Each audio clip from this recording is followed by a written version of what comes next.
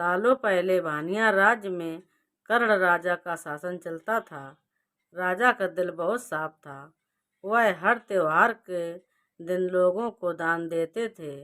इस साल भी एक त्योहार के अवसर पर राजमहल में दान लेने वालों की भीड़ लग गई। राजा ने सबको भर भर कर दान दिया।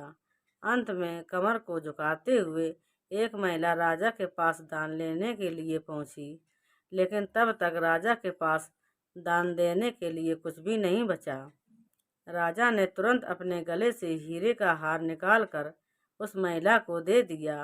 वह महिला राजा के सिर पर हाथ फेरते हुए आशीर्वाद देकर चली गई।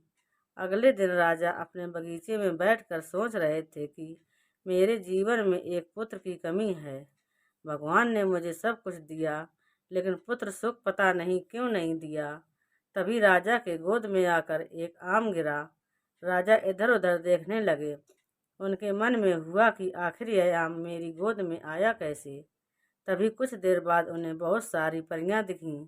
उन सभी परियों में से एक नीली आंखों वाली परी राजा के सामने आई और बोलने लगी कि इस आम को अपनी पत्नी को देना, यह आम तुम्हें पुत्र रत्न देगा। इसे खाने के 9 महीने बाद ही तुम्हारी पत्नी माँ बन जाएगी। वैसे तुम्हारे भाग में पुत्र सुख तो नहीं है, लेकिन तुम दिल के साफ हो और बहुत दानी हो, इसलिए तुम्हें यह सुख मिला है। बस यह सुख तुम्हें सिर्फ 21 साल तक मिलेगा। जैसे ही तुम्हारी बेटी की शादी होगी, उसकी मौत हो जाएगी। राजा ने दुखी मन से नीली आंखों वाली परी से पूछा, क्या इसका कोई उपाय नहीं है? परी ने कहा, राजन, कल मैं कमर झुकाते हुए एक साधारण महिला के रूप में तुम्हारे दरबार में दान लेने के लिए आई थी। देखो, जो माला तुमने मुझे दी थी वो मेरे गले में है। तुम्हारे इसी कर्म और दूसरों की मदद करने की भावना के कारण मैं तुम्हें पुत्र का आशीर्वाद देने के लिए आई हूँ। लेकिन तुम्हारा बेटा 21 साल से ज़्यादा नहीं जी पाएगा। फिर भी तुम उसकी मौत होते ही उसे एक संदूक में डाल देना। उसके बाद संदूक में 4 दही के घड़े रखना और बीच जंगल में लाकर छोड़ देना। इतना कहकर नीली आंखों वाली परी वहां से ओझल हो गई। राजा ने महल जाकर सारी बात अपनी पत्नी को मैत्री को बता दी और उसे आम खाने के लिए दिया। राजा की पत्नी ने आम खाने के ठीक 9 महीने के बाद एक पुत्र को जन्म दिया। बेटा होने की खुशी में राजा ने बहुत बड़ा जश्न रखा। जश्न के बाद बेटे का नाम देव रखा गया। होते होते राजकुमार देव की उम्र 21 साल की हो गई। उसके विवाह के लिए प्रस्ताव आने लगे। राजा ने एक बुद्धिमान लड़की वत्सला से अपने बेटे की शादी करा दी। शादी के कुछ ही दिनों के बाद नीली आंखों वाली परी की बात सच हो गई और राजा का बेटा देव मर गया। राजा और रानी नीली आंखों वाली परी की बात भूल गए थे। जब देव के अंतिम संस्कार के लिए राजा लोगों के साथ शमशान की ओर बढ़ने लगे तो राजा को परी की याद आ गई।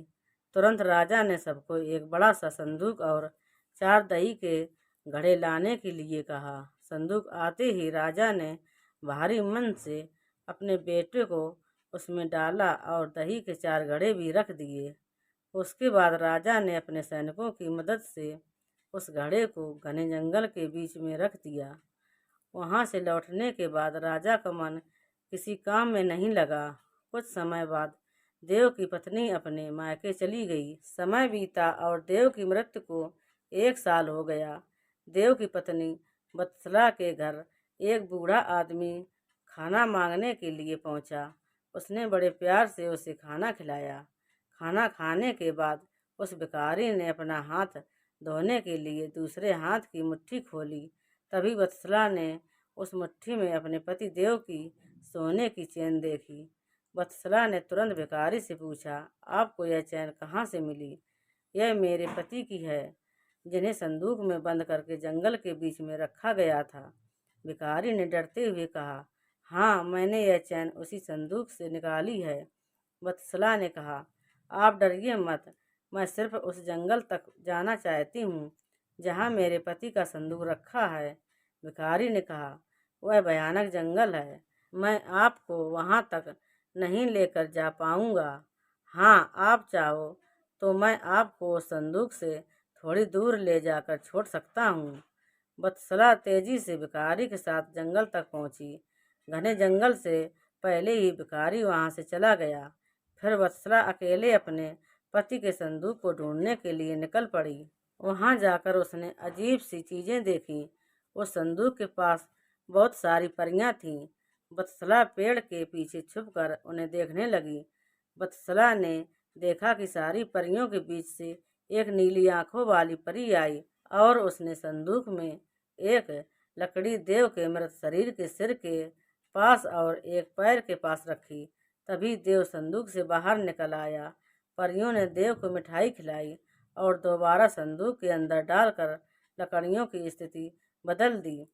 रोज रात को नीली आंखों वाली परी इसी तरह से देव को संदूक से बाहर निकालती और फिर उसी में भेज देती थी। वत्सला डरते हुए उसी जंगल में फल खाकर 3 से 4 दिन तक यह सब देखती रही। एक दिन वत्सला ने भी संदूक खोलकर नीली आंखों वाली परी की तरह ही लकड़ी की स्थिति को बदला।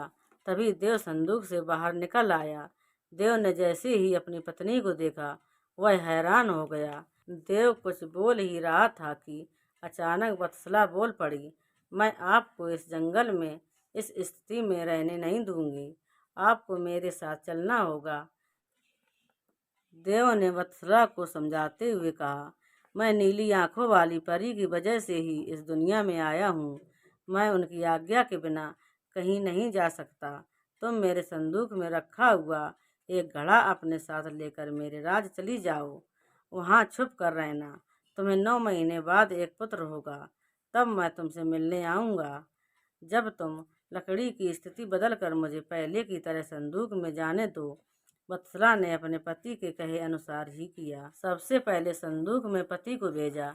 फिर वह दही का एक घड़ा लेकर रूप बदलने के बाद राजमहल पहुंची और रानी को चिट्ठी भेजकर रहने के लिए जगह मांगी।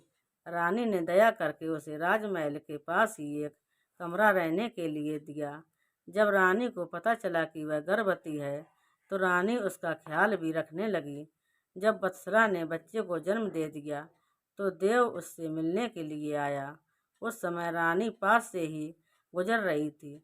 उन्होंने तुरंत अपने बेटे को पहचान लिया।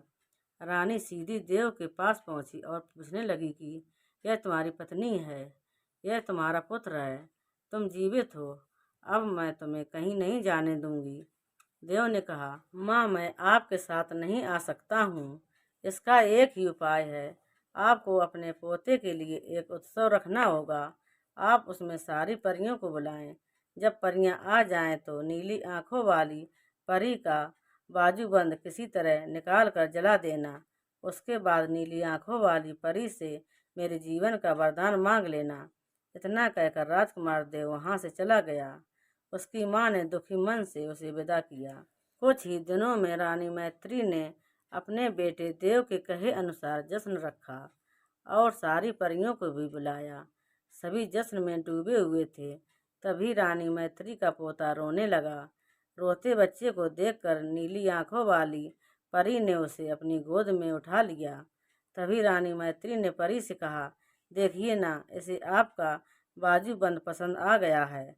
तभी तो आपके पास आते ही इसने रोना बंद कर दिया। क्या आप कुछ देर के लिए अपना बाजूबंद से खेलने के लिए दे देंगी? परी ने तुरंत अपना बाजूबंद उस बच्चे को दिया। रानी मैत्री को इसी मौके का इंतजार था। उसने सबकी नज़रें बचाते हुए उस बाजूबंद को आग में डाल दिया। नीली आंखों वाली परी ने अपने जलते बाजूबंद को देखकर रानी मैत्री से पूछा, आपने यह क्या किया? अब हम आपके बेटे देव को अपने पास उस जंगल में नहीं रख पाएंगे। यह सुनते ही रानी मैत्री ने रोते हुए परी से प्रार्थना की। उन्होंने कहा, आपकी कृपा से मुझे बेटा हुआ। अब आपको ही कृपा करके मेरा बेटा लौटाना होगा। मैं आपसे अपने बेटे देव की भीख मांगती हूँ। नीली आंखों वाली परी को माँ का प्यार देखकर दया आ गई और उन्हें आशीर्वाद दे दिया। परी के आशीर्वाद से राजकुमार देव संदूक से निकलकर घर लौट आया। राजकुमार अपने परिवार के साथ खुशी खुशी रहने लगा।